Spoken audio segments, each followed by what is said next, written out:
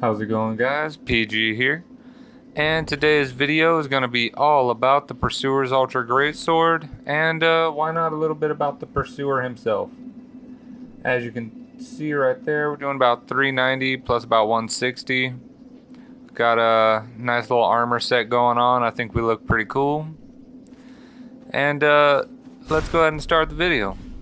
So basically, it took me quite a while, I would say about an hour, to kind of figure out the move set and how to make this goddamn sword useful. Let's go ahead just real quick. The item description for the Pursuer's Ultra Greatsword is very simple.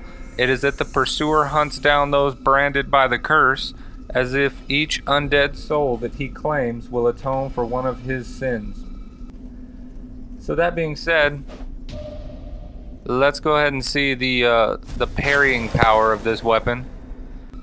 Basically, the first couple fights I was in, I noticed that this weapon has poor tracking, and all of its attacks are really easy to avoid. They're slow, they're vertical chops.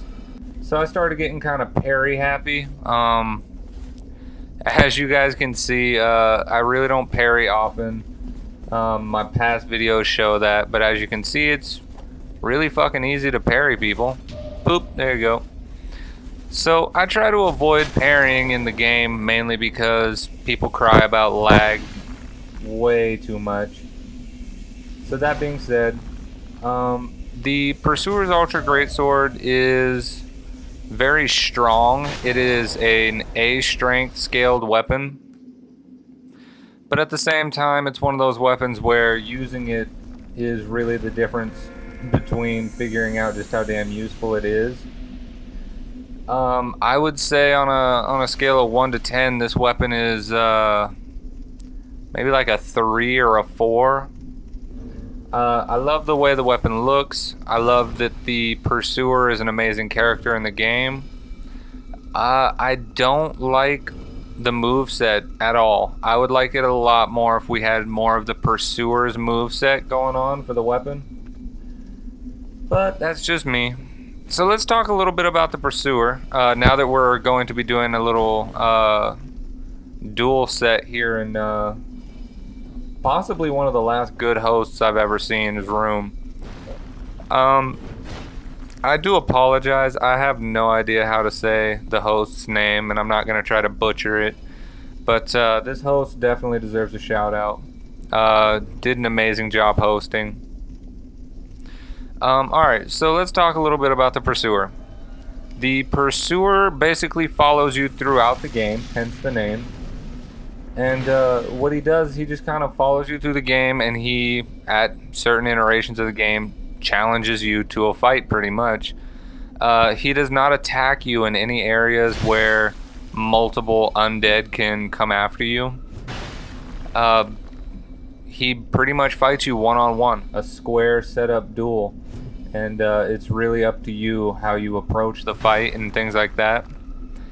That being said, he will drop you the Ring of Blades, which is really cool, ups your attack base. But the Pursuer himself is obviously undead. Now I say that because you beat him multiple times in the game and he comes back. A normal human dies and fucking dies, and that's it, you know, there's nothing else really going on. But an undead, like us and like the Pursuer himself, come back to life. So the Pursuer to me is obviously an undead. That's just my theory on it.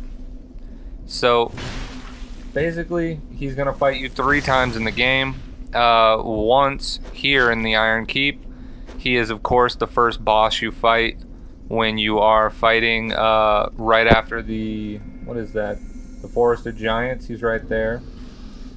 And the last place you'll fight him is in the King's Castle. You have to use a bonfire aesthetic on the first bonfire inside the castle.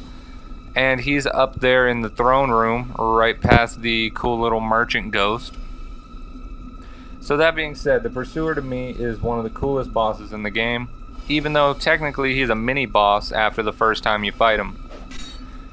I kind of think the Pursuer is a lot cooler than most people think, mainly because of the kind of lore that you can put together behind him.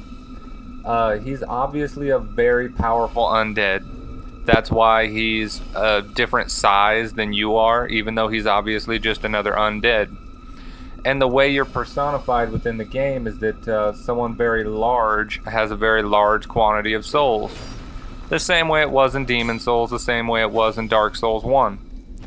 So that being said, obviously the Pursuer has gathered quite a large amount of souls. My kind of theory is that he's protecting one of the last safe zones for humans in the game. It makes sense to me, at least, that he is protecting one of the last cities of the living, because all he cares about doing is chasing down undead and killing them, preventing you from making any kind of progress in the game, preventing you from doing anything in the game, really. So to me, I really do think he's protecting the living, which is kind of cool, and it's a lot different than what any other undead in the game is doing. Because if you think about it, all we're really doing is running through the game, trying to light all the bonfires, kill all the bosses. And he's got an entirely different mission. He's got an entirely different mindset. And he makes it through the entire game. If you notice, he makes it to all the places we do, which to me is really cool. So that's just kind of my little theory on the Pursuer. Now his weapon, however, is so fucking hard to use. As you guys can see, I am fighting people, and it's, you know, parries are saving my ass a little bit here. But pretty much the best way I've seen to use the Pursuer's Ultra Greatsword is to kind of lead your opponent into attacks. The Pursuer's Ultra Greatsword is not meant to be an aggressive weapon. If you charge in with this weapon, people are going to circle you for backstabs. People are going to strafe out of the way. You're going to get hit with spells, fucking pyromancies, anything in the book. So that being said, it's really fucking annoying to try to use this weapon aggressively. So, with the first couple matches I did, I was fucking pissed trying to use this weapon. That being said, later on I realized, hey, this is more of a counter weapon. This is a weapon of chance and opportunity. Pick your attacks, make sure every attack lands. So basically, this is a setup weapon. You lure your opponent in and you attack them after they've tried to attack, or you attack them as you know they're about to attack, giving yourself kind of a small advantage. But right here we're fighting Foolish Piglet, and he's going to do what I can only describe as the best fucking method to fighting anyone with a greatsword. And he stands still. He's letting me do everything. And that is fucking horrible. Because now I literally don't have a way to fuck with him. All of my attacks are easy to avoid. They're all really slow and shitty. So he has no fucking difficulty with these nice katanas he's using. As you can see, I'm trying to do anything and everything. Only when I lure him into an attack do I have the opportunity to attack him back. We even got him with a little bit of wake up pyromancy there, which is also something I really did like to couple with my Pursuer's Ultra Greatsword. And so, as you can see, he's staying still. He's really making this fucking difficult, because every time I go in for an attack, he has the opportunity to just fucking destroy me with those katanas. I really don't stand a chance. And as you can see, the weapon is all overhand attacks for all of its first movesets. And everything it does is really slow, tracks really poorly, and just gives this guy nothing but opportunities to fuck with me. So, like I said, what we're trying to do... Wow, that was really glitchy. What we're trying to do is lure him into being the aggressor so that we can counterattack. Even though he's standing still, we're still luring him into attacks, just like that. So what we need to do is get him to attack us first, or we attack first, and all we have to do is get in a nice little counter shot. Just like that. Nice little counter shots. And hopefully we can end this fight. I'm really hoping to get some better fucking... There it is. Wake up pyromancy. Right there, basically, he went to Parry. That was kind of his last-ditch effort. We managed to get off a really good fucking pyromancy right there. Burnt him, ended the match. Now, as you can see, the host has been doing a great job healing me. And I can't stress this enough. I've gone into plenty of matches, plenty of fucking rooms, through hundreds of fucking hosts. And most of the time, now at least, when you come into a room, the host is just fucking sitting there. All they're doing is reaping in souls. They don't fucking heal you. They don't stop matches when like another red comes in and it turns into a gank fest. Basically, most hosts now just sit there. They're fucking useless. So that being said, it's one of those things where you really can't fucking stress enough when you find a good host. And that's what we did right here. We got a really good host. It doesn't look like it, but the host is actually doing a good job controlling the room, not summoning people too prematurely, not making people wait, and that's when bad shit fucking happens. Basically, the host is doing a great job staying out of the way. During the boring phases where I'm healing up and resting up for the next match, you can see the host is fucking running around, showing off different weapons and shit, basically keeping people entertained, which is really good because a lot of the times a red phantom that's just sitting there waiting gets the real funny idea to jump in and try to sneak attack someone. So by the host having his own little fun, running around, doing all that, it's kind of keeping the room under control. So this host in particular is doing a great job. Not wearing armor or anything like that that would make anybody think that you should challenge the host, which is also a good thing. But at the same time, having fun, which is really important. So I can't stress it enough. This host did a great job.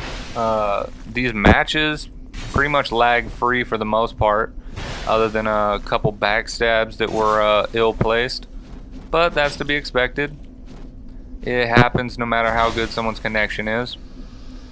There we go. Ended another match. So as you guys saw right there, hopefully this little series of matches without any interruptions or breaks or anything like that has really done a good job to kind of show you guys the moves that you can and can't do with this Ultra Greatsword, while at the same time kind of showcasing the way you can couple the moves and the fact that this is not an aggressor's weapon. I can't say it enough. Do not try to be aggressive with this weapon. The moveset is poor. It will drain your stamina dramatically. And at the end of the day, it just doesn't track well enough. It does not give you what you need to fucking nail a good solid attack right off the jump. So, like I said, guys, you really do have to let someone else be the aggressor in pretty much every match. The worst case scenario is that you come across someone and all they do is use spells or, pyromancies or miracles. Those are going to be the guys that you really have to buckle down and try to fucking lure out into an attack. Personally, I've only had to fight like maybe 1 or 2 people like that while using this sword, and it sucked. Basically, I just rolled and dodged, and eventually they ran out of spells and they pulled out a weapon. And once they realized I wasn't attacking, they came in to be aggressive, and all I had to do was parry them and throw some pyromancies at them. But honestly, this is not the weapon you want to use to be an aggressive build. This was a really difficult change up for me because I do like to play aggressively. As you guys can see, we actually timed out in this guy's room, and we're all the way out. So here we go, just a little cameo right here to end the matches and to end this video. This guy, I have no idea what the hell this guy's doing. He looks like a goddamn science monster. Look at him, just fucking scary as shit. Sci-Fi Channel, fucking terrifying. Alright, so he's doing his own little thing. He's got wings, a skirt, fucking symbol of avarice, and chop. Alright guys, thanks for watching. Thanks for that awesome hosting, and I'll see you guys in the next couple videos.